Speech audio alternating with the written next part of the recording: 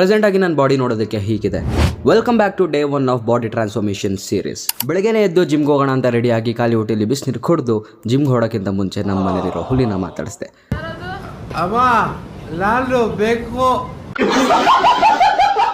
ಅಲ್ಲಿಂದ on the way ಎಳ್ನೀರಿನ ಬಾಟಲ್ಗೆ shift ಮಾಡಿಸ್ಕೊಂಡು ಎನರ್ಜಿಗೋಸ್ಕರ ಒಂದು ಬಾಳೆಹಣ್ಣು ತಿಂತ ಜಿಮ್ ರೀಚ್ ಆದೆ. ಸೊ ಆಫ್ಟರ್ ಲಾಂಗ್ ಗ್ಯಾಪ್ ನಾನು ಮತ್ತೆ ಜಿಮ್ನ ರೀಸ್ಟಾರ್ಟ್ ಮಾಡ್ತಿರೋದ್ರಿಂದ ಇವತ್ತು ನಾನು ಡೇ 1 ಅಂತ ಕನ್ಸಿಡರ್ ಮಾಡಿ ವಾರ್ಮ್ ಅಪ್ ಸ್ಟಾರ್ಟ್ ಮಾಡಿದೆ.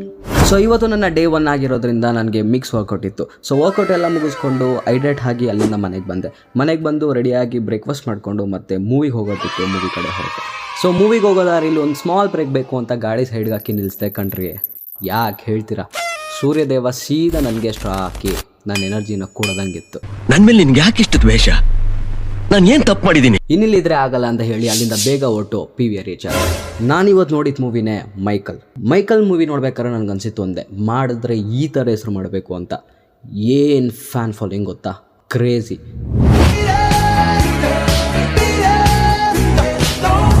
ಸೊ ಮೈಕಲ್ ಮೂವಿ ನೋಡ್ಬೇಕಾದ್ರೆ ನನಗೆ ರಿಯಲೈಸ್ ಆಗಿದ್ದೇನು ಅಂತಂದರೆ, ಮೈಕಲ್ ಜಾಕ್ಸನ್ ಆಗೋದಕ್ಕೆ ಈಸಿ ಇರಲಿಲ್ಲ. ದಿ ಥಿಂಗ್ ಈಸ್ ಅವರು ಬಿಟ್ಕೊಡ್ಲಿಲ್ಲ. ಆ್ಯಂಡ್ ನಮಗೂ ಅಷ್ಟೇ ನಿಮಗೂ ಅಷ್ಟೇ ಲೈಫಲ್ಲಿ ತುಂಬ ಚಾಲೆಂಜಸ್ ಬರ್ತಾ ಇರುತ್ತೆ.